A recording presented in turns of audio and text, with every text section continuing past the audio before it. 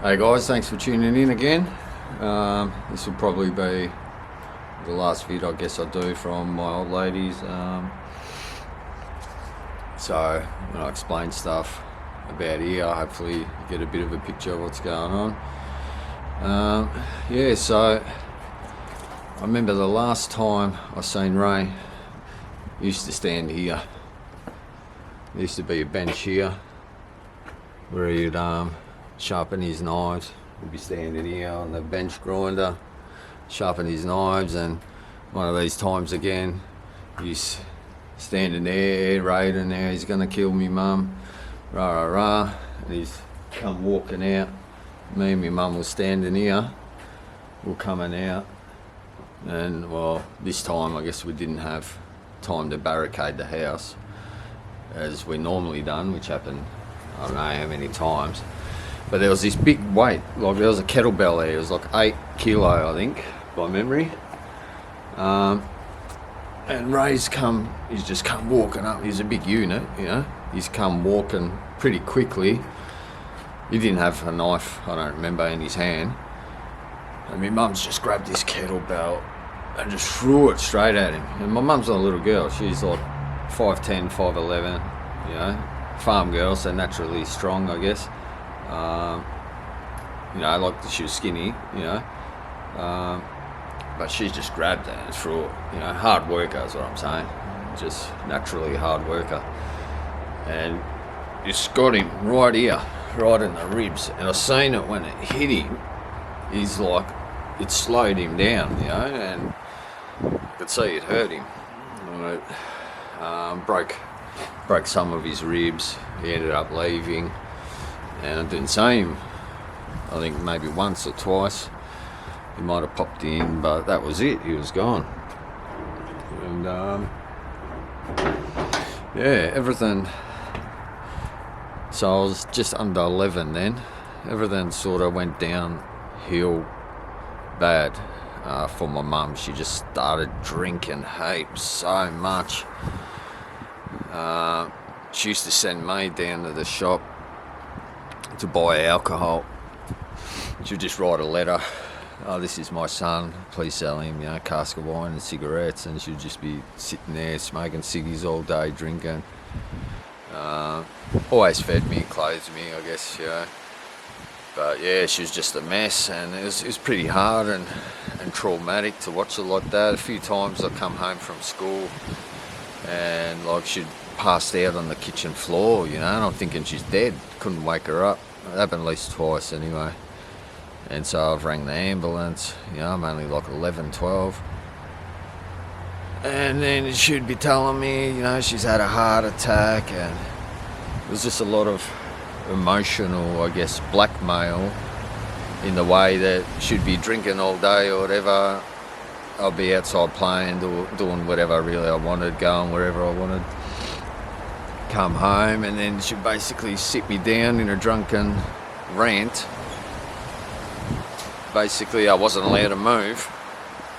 I had to cop it on the chin about basically everything that was wrong with me, and everything was my fault. And she was dying. She would end up in a wheelchair in 5 years, and she had this disease, cancer, this and that, and rah rah rah, and distraught. I'd be distraught and shattered, you know. But I guess as the years went on and I've seen the pattern, I stopped believing and stopped trusting and had less sympathy really. You know, so I guess all these things over the years just killed that sensitive, you know, the person that I naturally was. It just, all this trauma, all this stuff that happened, it just numbed me really. And I was sneaking ciggies and alcohol, you know, because we had a big bar inside, and it'd be like 10 different grappers and all sorts of scotch and stuff like that, and I'd be like pouring it out into like a bottle or something like that, and then just filling it back up with water, you know. So I was only doing what I was mimicking, you know, and I'd done that from a young age really. Yeah, so that was pretty hard, and I started rebelling. I really started rebelling, and I guess hanging out with the older kids. I was probably a bit more influenced by when I go to my sisters and Terry and that. They were all smoking and doing drugs, you know. So I'd get influenced by that, you know. And he gave me a gram when I was like 12, 13 to bring back here. And I smoked it at my neighbour's, greened out, spewing everywhere. Went and slept at the shop. Yeah, so it wasn't easy. And then when I was about, I don't know, 12, my mum, how can I put it, she's going on dating sites or something, trying to meet someone, I guess.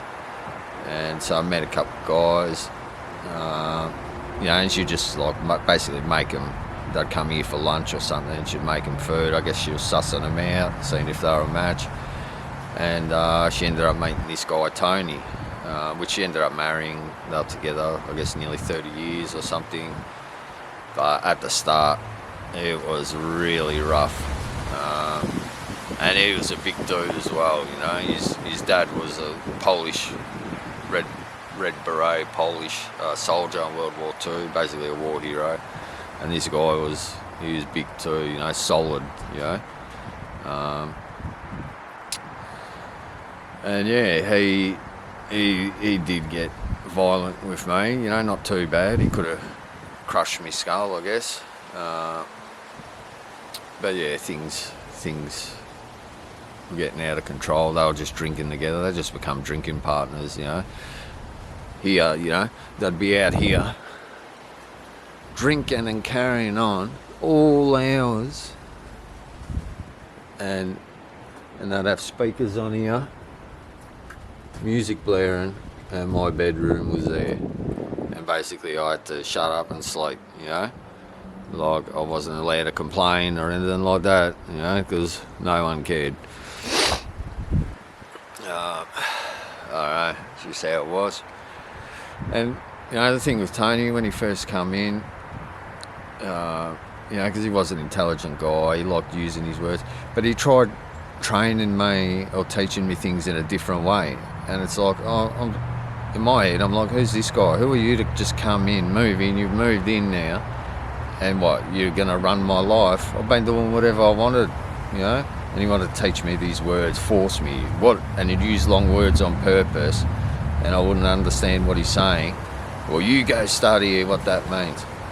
I tried to at the start, but I wasn't gelling, and I just rebelled even more, you know. And by that time in high school, I was getting into heaps of fights all the time. I ended up getting expelled. I actually remember,